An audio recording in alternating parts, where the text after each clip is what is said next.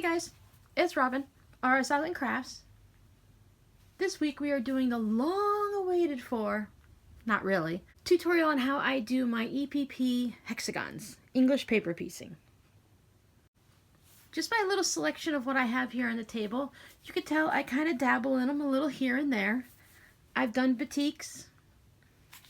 I've also done the pastels. Some brights, some not so bright, some, oh my god, what was I thinking? But you know what?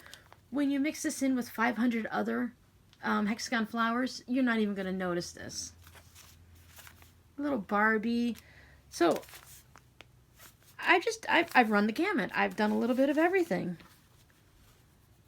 I really, really like the batiks, and I can't wait to make either a wall hanging or a quilt or something with the stack of batiks. These are just, I just love the fact that the batiks, they're reversible. They're the same whether they're on the back side or the front side. So you really don't have to worry about sewing a flower on the wrong way. And yes, of course, I have sewn a flower on the wrong way.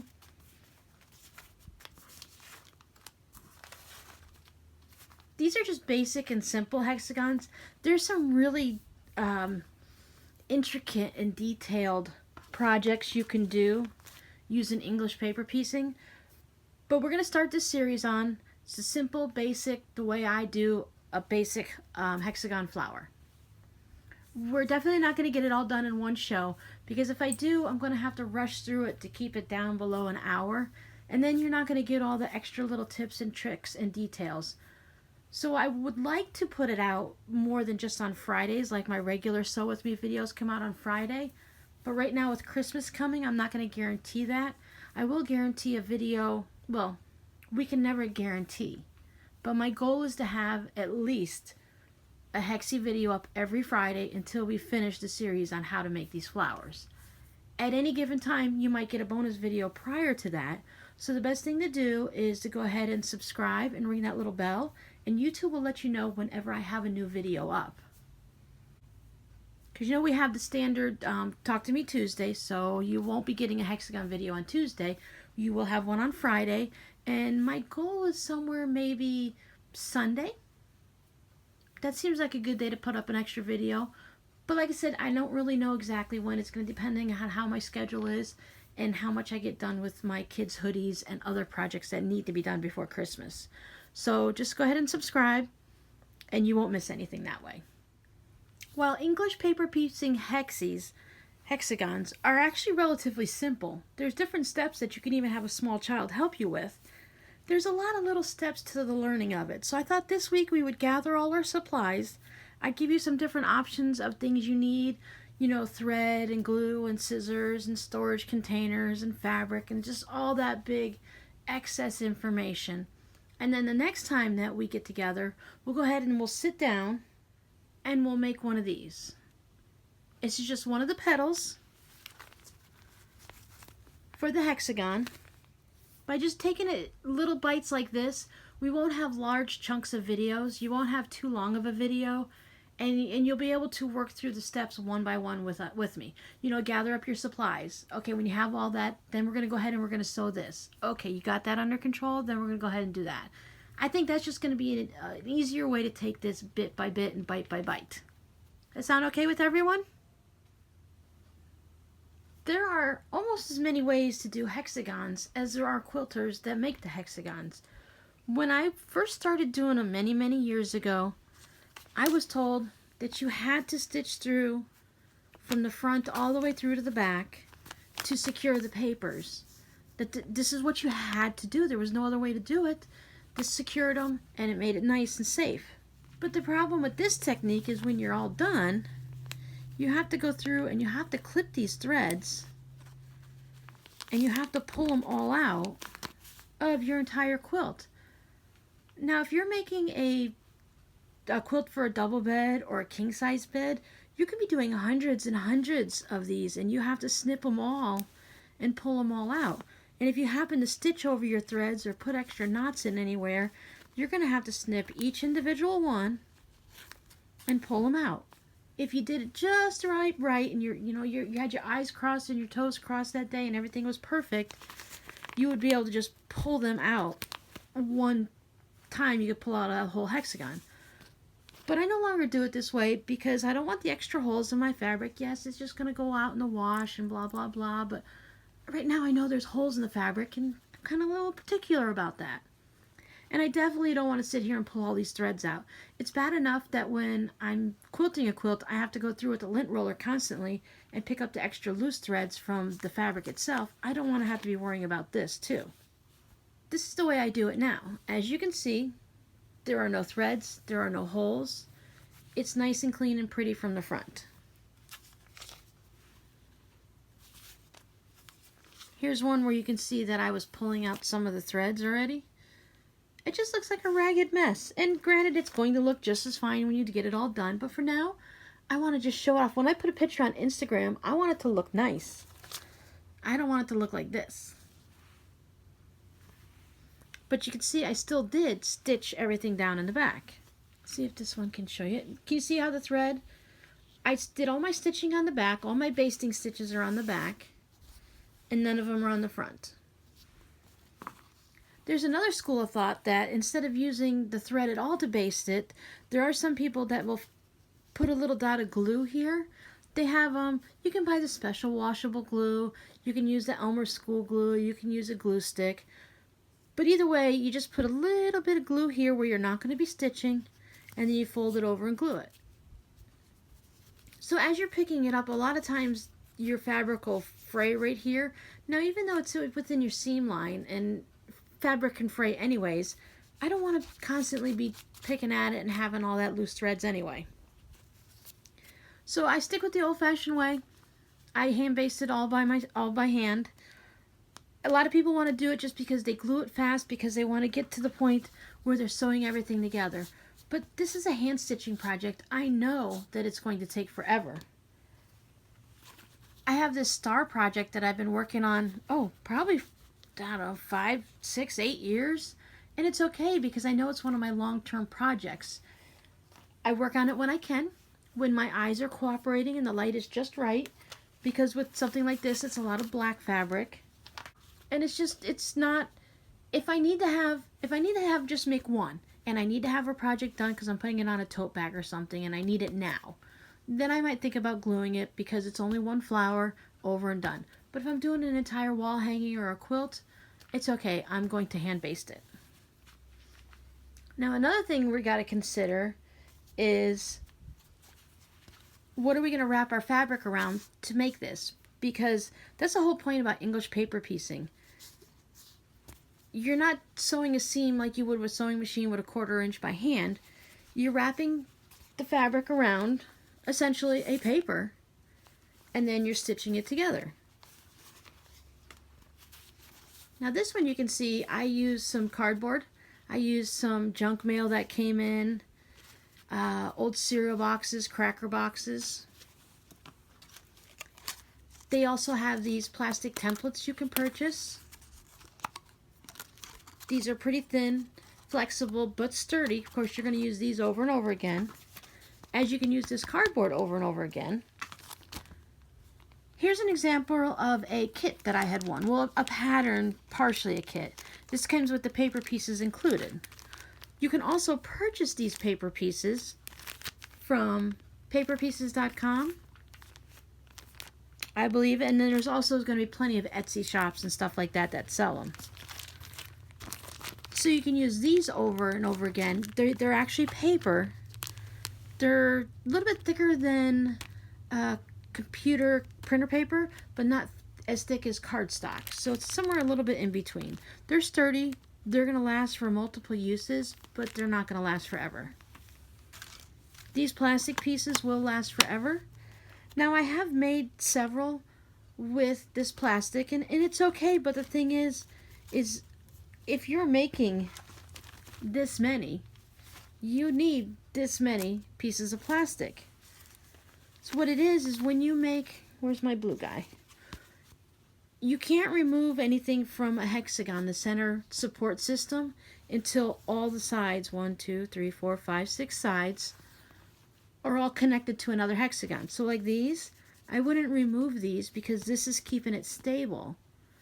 So while I don't need one in here, I still need the 6 all the way around it. So I need 6 of these for every flower that I'm going to make. And once again, if you're having dozens and dozens and hundreds of flowers, you're going to have to spend the money on these. Or purchase these. Sometimes these are relatively inexpensive, and other times, depending on where you buy them, if you go to like a quilt shop, they tend to be a little more expensive. Plus, once again, you have to buy by the hundreds and hundreds and hundreds. If you're using the cardstock version, or like you know those little inserts that come inside a magazine that always fall out that are annoying? Those are the perfect weight. So you want something thin. This cardboard here is a little sturdier than you need. And you can use this hole punch. I got this at Joann's, 40% off. I believe this is a 2-inch one. Because when Joann's measures it, they measure it across from angle to angle here. So they're going to measure it from point to point. And that's what this hole punch is. That's a 2-inch hole punch. It's going to sound strange, but a 2-inch hole punch will make a 1-inch hexagon.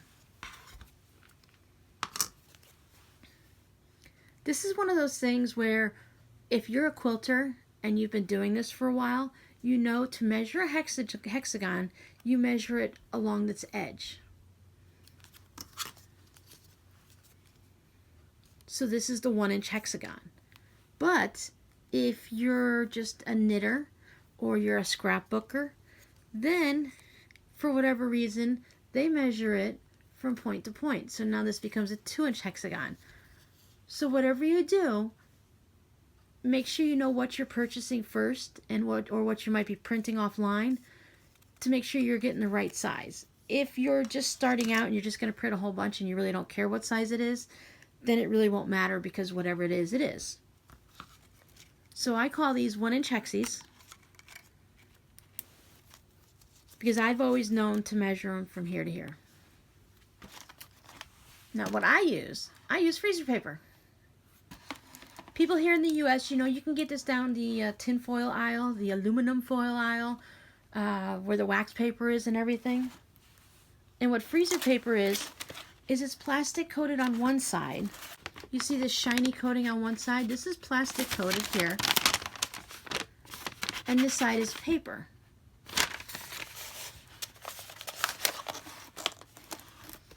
I believe since EPP, English paper piecing, has become very popular again, you might be able to buy this on Amazon. I haven't made any new hexagon paper in quite a while, but you can either cut this into the 8.5 by 11 sheets like copy paper is, and you can run it through your printer. There's graph paper programs that you can find that will print out a whole sheet of the hexagons for you. Or I just sit down while I'm bored one day and I'll take either my plastic template or I'll take a cardboard one that I've made and I just sit there and I trace around on the freezer paper. Like I said, now this is a really old one.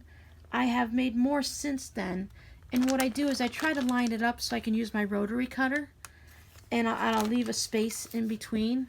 And that way I'll just slice it down with my rotary cutter and my ruler. Or you can just sit here and you can cut them out by hand. Now I've cut them out by hand before. I've had hubby help and cut them out. It's one of those things you do while watching TV at night. Cut it down into manageable strips. And then you just take your scissors and just slice it out. Now you want to try to be, you could stack a couple together and staple them so that they stay together and cut them out that way. But you want to make sure that you're getting each paper as close to accurate as you can get. Now you might think that you can use this to cut the freezer paper, but for some reason it doesn't really work. You end up with pieces that get stuck, and the machine gets stuck, and then you end up with a mess. So I do not recommend trying this because it won't work. This works great on the smaller papers or on your printer paper. Just to make sure you don't put too many in, because these arms will, the legs will break if you try to fit too many in here. Now the AccuQuilt Go Cutter, and the other cutting systems like the Sizzle, Sizex, Cricut, whatever they have so many different cutters now. The majority of them will have some type of a hexagon die that you can run your freezer paper through, you can run your fabric or regular paper, and that'll speed up the process. Now these papers, I can use these several times. You iron them onto the back of your fabric and they are reusable. I don't want to say over and over and over and over again to infinity, but I know I've used mine several times. I just go ahead and just pop them back in a bag and save them for the next time. And then I keep a little template from Hot Pockets. It's a Hot Pocket template. Meatballs and mozzarella. This is a nice little thinner cardboard. I just keep that in there for my template. So one day I'll sit down and I'll cut a bunch of these out and put them in my bag. I don't know why, but I've always loved metal tins. So I've collected couple metal tins over the years. And as I'm making hexies, as I stitch around the back and have them all prepared to go into a flower, I just stack them in my tin. This is my red, white, and blue tin. This is what we are going to be working on today. I tend to have a lot of red, white, and blue fabric, so I thought I'd make a quilt with that. And anyone who's been with me for a while, you'll have seen this is my 2.5 inch. This is my not perfect 2.5 inch squares for hexies. Or any project, of course. They just get collected in here. Whenever I'm ready for them, I will have them to make a scrappy hexie quilt. If you want to do a plain quilt, Moda Bake Shop has, this is a really old set, but they have a whole bunch of 2.5 inch pre-cut squares too. So you can get a matching set. I haven't used this yet. I've been holding on to it and hoarding it for a while because I haven't decided. I mean, a lot of it goes together, but then you just have these fun bright ones that those don't go. So we'll see. I don't know what I'm going to do with these. I have a feeling it's going to be something hexie related. There's also many fabric lines that have actual hexagon shapes already cut out that you can use those. So your fabric supply is endless. You can use scraps from, as you're making projects throughout the year and making different quilts, you can save little 2.5 inch squares of those and then make yourself a memory hexie quilt in the future. And just as there are many different ways to make your hexies and get them prepared, there's also many different ways to stitch them together. You can just stitch them all together like this and have it wild and crazy. Now I know this doesn't match, but you can also make a trail of maybe, let's say, a white fabric all around, and then stitch them together that way. So Grandmother's Flower Garden is a whole bunch of flowers with either a green or white trail going through the flower garden. So that's another thing. The variety of things you can do, everything is up to your creative imagination and whatever you'd like to do. Just for ease from now on, instead of the whole EPP, hexagons and all that, I'm just going to call them what they are.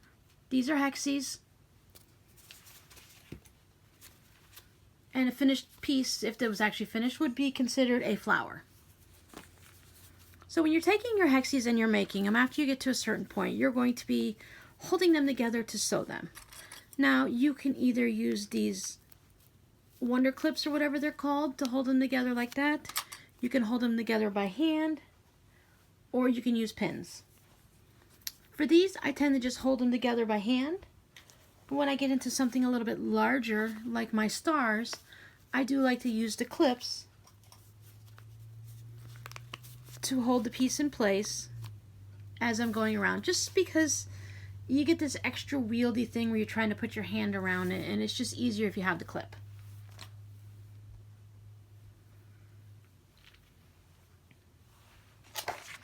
So I just keep them in an old roast beef cold meat sandwich container.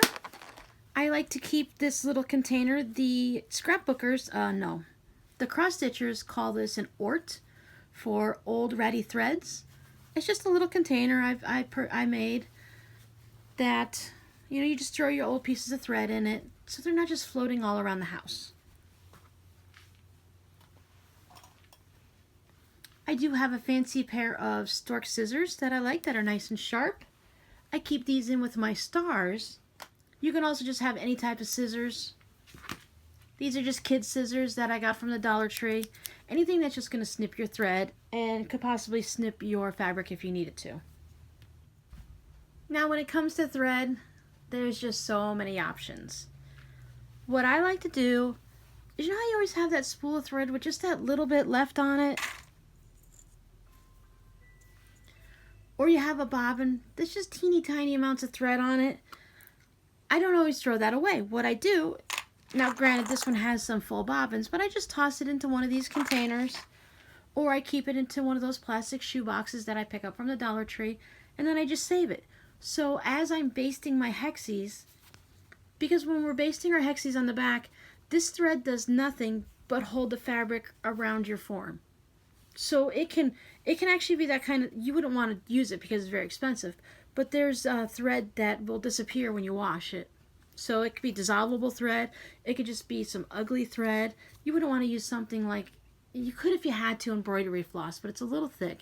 You wouldn't want to use like a metallic thread or something because that's just too hard to sew with.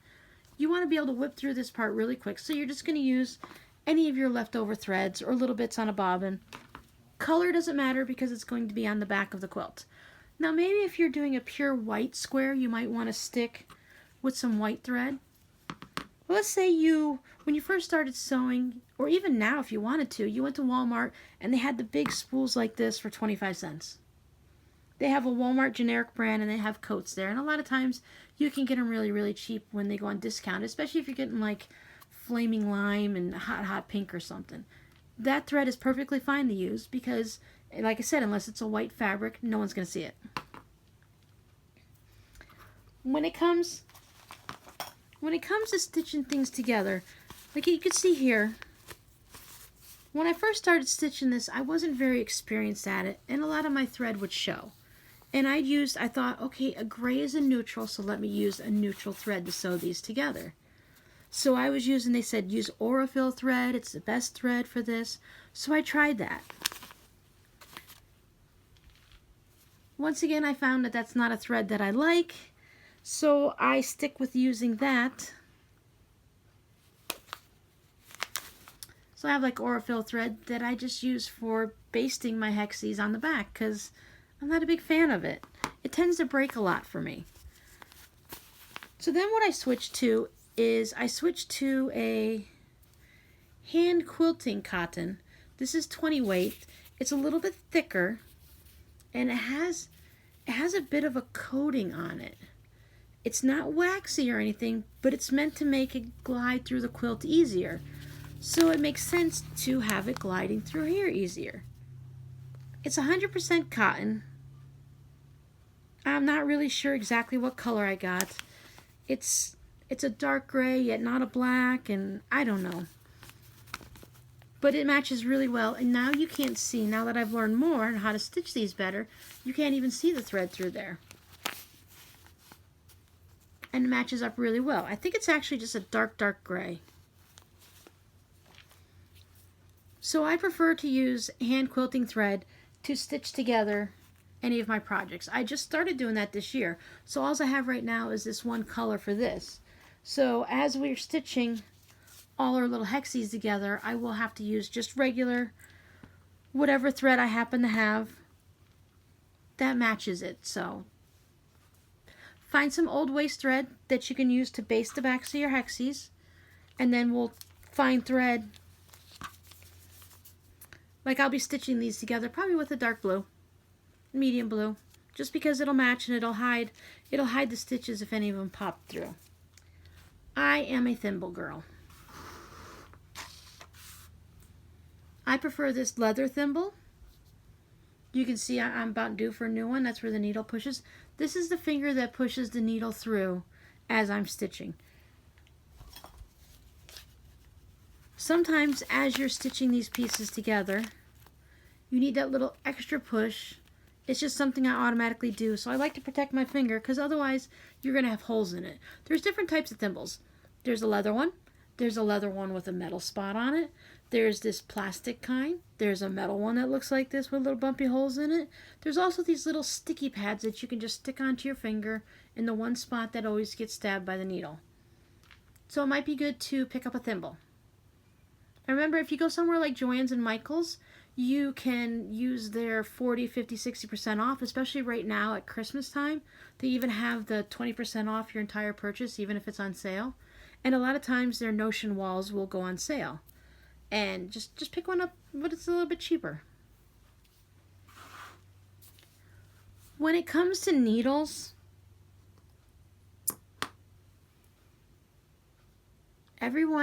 once again, everyone has a different opinion on needles. I don't know the needle numbers and I don't know their lengths and their sizes. I like one with a medium-sized hole for the thread to go through.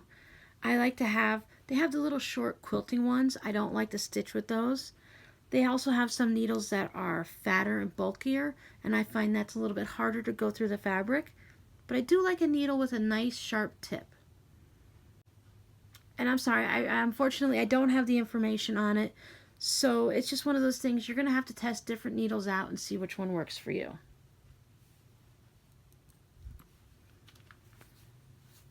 So let's go ahead and get in a review. Our basic supplies are going to be our fabric.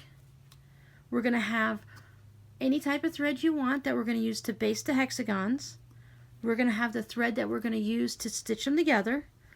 You're going to want to use something that is not as obvious that's going to show up on the front. So either a matching thread or some type of a neutral. We're going to need a pair of scissors. We're going to need either the hexagons that we cut out of freezer paper, the ones that we cut out of cardboard, or the ones we purchased from the store. And then you're going to need some type of thimble. It's always nice to have somewhere fun to store our pieces afterwards. I think ultimately I want to get one of those little suitcases that they have for like going to visit grandma.